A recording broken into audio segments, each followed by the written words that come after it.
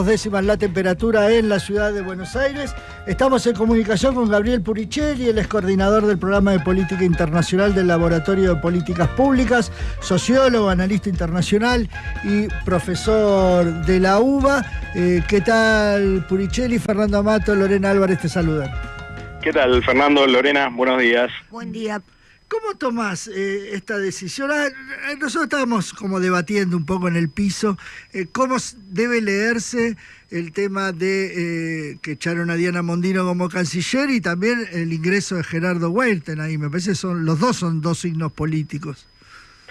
Mira, yo daría primero algo de contexto doméstico. Sí. No hay que olvidarse de que Diana Mondino se acerca a Milei junto con un grupo económico, de economistas de la segunda etapa del gobierno de Carlos Menem, encabezado por Roque Fernández y por Carlos Rodríguez, que como todos sabemos no llegaron siquiera a integrarse al gobierno y se pelearon antes. Sí. Mondino quedó como una especie de remanente de ese grupo y en mi lectura de política doméstica estuvo siempre en una situación particularmente endeble porque estaba ella solita en el gobierno. Y creo que los rumores respecto de su posible reemplazo la acompañaron prácticamente desde el día de su nombramiento.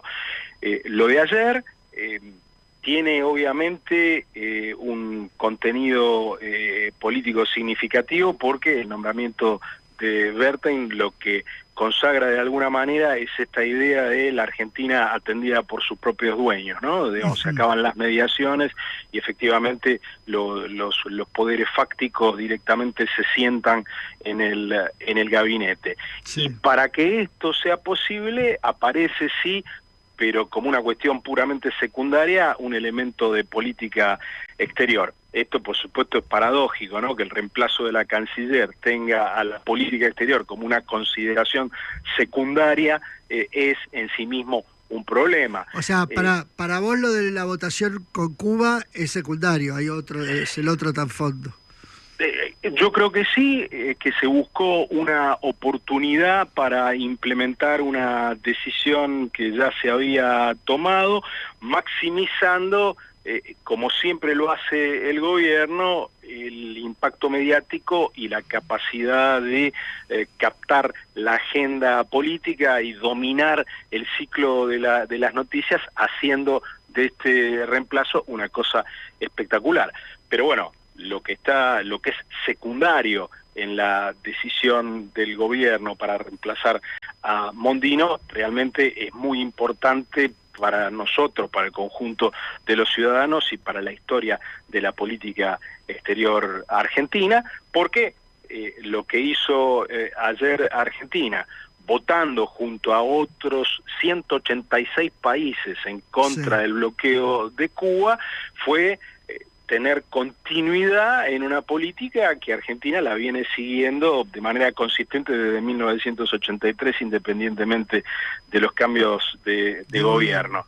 Y que, por otra parte, era un voto consistente con uno de los elementos de la ideología que proclama el gobierno, porque oponerse al bloqueo no es solo una toma de posición política, sino que es una reivindicación, en primer lugar, del derecho internacional, para el cual este tipo de acciones son tan ilegales como la guerra, sino que también es consistente con la ideología del libre comercio que profesa el gobierno. Pero evidentemente el otro aspecto de la ideología del gobierno, contradictorio con este, y que tuvo peso o que se presenta como el que lleva a la decisión ayer, es este anticomunismo anacrónico de un presidente que cree que en 1989 no se cayó el muro de Berlín y no se terminó la Guerra Fría. Claro. Y históricamente, ¿cómo era? ¿Siempre fue así las votaciones contra el bloqueo de Cuba o antes era más dividido y se fue la tendencia yendo, pues casi unánime? Desde la democracia no tuve oportunidad de chequear cada voto, pero Argentina estuvo entre adherir a la postura siempre mayoritaria contra el bloqueo y por ahí en alguna oportunidad una abstención. Votar en contra nunca, pero digo, sí me consta que la mayoría absoluta de las oportunidades ha encontrado a Argentina en la mayoría opuesta al bloqueo, lo cual por supuesto tiene toda lógica desde el punto de vista estrictamente egoísta de la Argentina, porque en esto Argentina está teniendo reciprocidad con el apoyo que históricamente Cuba ha dado al reclamo soberano de Argentina sobre Malvinas. Y no hay que olvidarse que en política exterior cada voto en un foro multilateral es un voto que en el fondo es a cambio de algún otro voto que los países que uno decide apoyar pueden tener respecto de uno. Eso, por supuesto, en la presentación del voto de la decisión de expulsar del gobierno a Mondino no se menciona, porque no es la visión de política exterior de este gobierno que la Argentina tenga intereses propios, ¿no? Digamos, porque la política exterior de este gobierno no está centrada en el interés nacional argentino, sino en la posibilidad de proyectar como líder ideológico internacional al presidente. Hay un tema acá que tiene que ver con el cambio de paradigma que viene a traer Javier Milei con respecto a la Agenda 2030, al cambio climático, a la ideología de, bueno, como le dicen, ideología de género, en realidad con la defensa de la igualdad de género. Hay un cambio de paradigma que también está trayendo problemas internos con los diplomáticos de carrera, más allá del tema del tema de los sueldos y de que le quieren hacer pagar ganancias por algunas cuestiones. Hay un enfrentamiento entre el cuerpo diplomático y la Cancillería. Eso pudo haber influido también. El ingreso de Wertheim viene a reforzar esta nueva agenda, digamos, del gobierno. ¿Cómo ves esa situación? Mira, no me consta que podamos en este punto hablar de enfrentamiento. Sí hay que tomar nota del comunicado de esta entidad fantasmática de la oficina del presidente de la República, que emitió un comunicado ayer, donde bajo el nombre que usa el eufemismo auditoría, para anunciar que va a haber una casa de brujas ante la burocracia profesional, ¿no? Entonces, yo digo, hasta hoy yo no tengo elementos para decir que hubiera un enfrentamiento abierto de la burocracia gubernamental con el gobierno de Milei, pero evidentemente lo de ayer le da la oportunidad al gobierno de admitir más públicamente que nombramientos como el de Nahuel Sotelo en la Secretaría de Culto, como el comisariamiento político a través de Úrsula Bassett, esta funcionaria sin cartera que se pasea por los pasillos de Cancillería, ahora se transforma más en una política ya abierta de persecución. Veremos si efectivamente eso sucede en los próximos días y semanas, ¿no? Y si no te alineas a eso, auditoría, lista negra y afuera.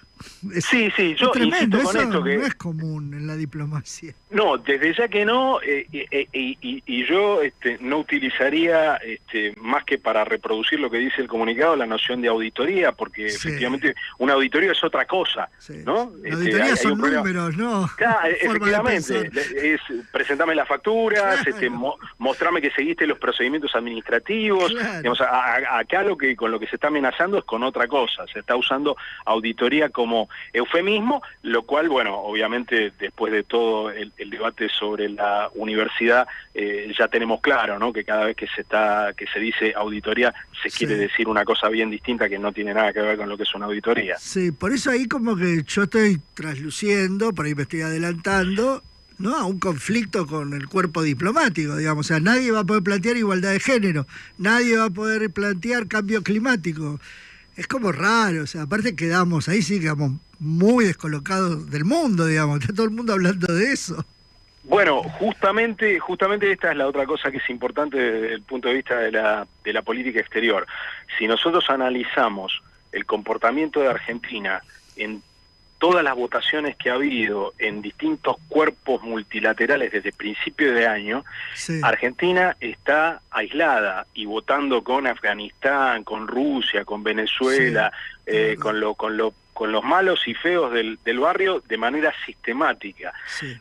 Obviamente todo eso queda muy oculto porque, bueno, es muy de especialista preocuparse por saber qué votó Argentina en la reunión del Comité de la Condición Social y Jurídica de la Mujer, qué votó Argentina en el Consejo de Derechos Humanos, etcétera, etcétera. Pero es sistemático desde el principio de año que Argentina viene quedando aislada, y esto, es muy importante decirlo, es distinto de lo que pasaba no solo con gobiernos progresistas en el pasado, sino con lo que pasó con gobiernos conservadores en el pasado en Argentina.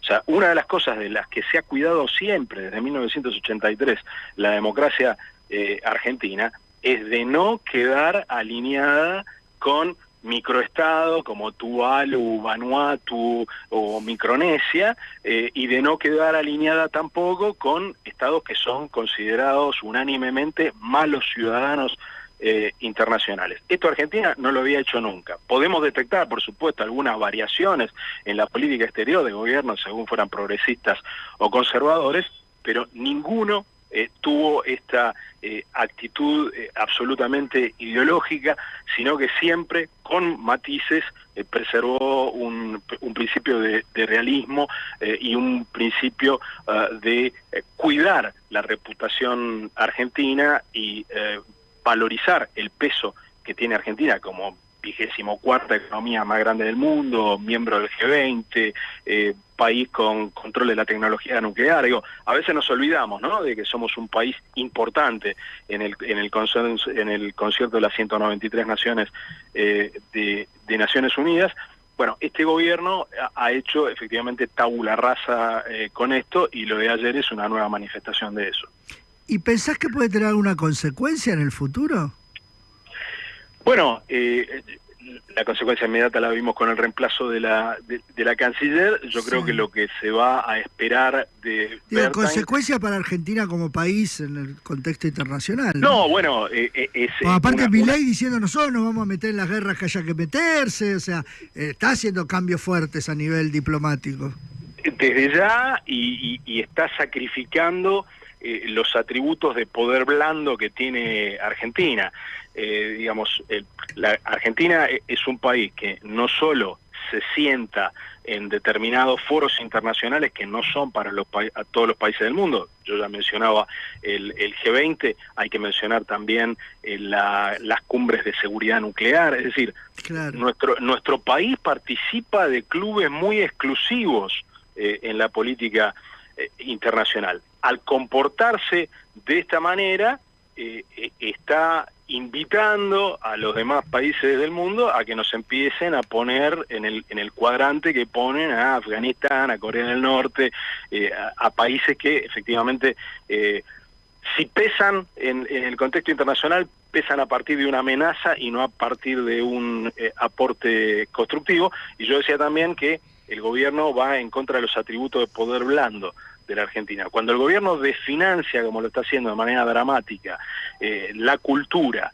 la ciencia y la tecnología, sí, también está destruyendo atributos de poder blando que tiene la Argentina. Nosotros obviamente no somos una potencia militar, que es uno de los factores primordiales en la política internacional, y a pesar de ser una economía importante, somos una economía en crisis permanente, con lo cual esos atributos de poder duro o no los tenemos o no podemos aprovecharlos del todo. En cambio tenemos atributos de poder blando por los cuales Argentina siempre fue muy reconocida, y eso tiene que ver con la ciencia, la tecnología, la cultura, la política de derechos humanos y la postura de vanguardia en cuestiones de género, que en esto vuelvo a insistir, tanto gobiernos progresistas como conservadores, sobre todo la agenda de género, la sostuvieron muy alta y lograron reconocimiento importante para nuestro país. Gabriel Puricelli, coordinador del Programa de Política Internacional de Políticas Programa de Política Internacional del Laboratorio de Políticas Públicas, sociólogo, analista internacional, profesor de la UBA. Muchas gracias por este contacto con Pasos Perdidos. No, gracias a ustedes por la conversación. Abrazo.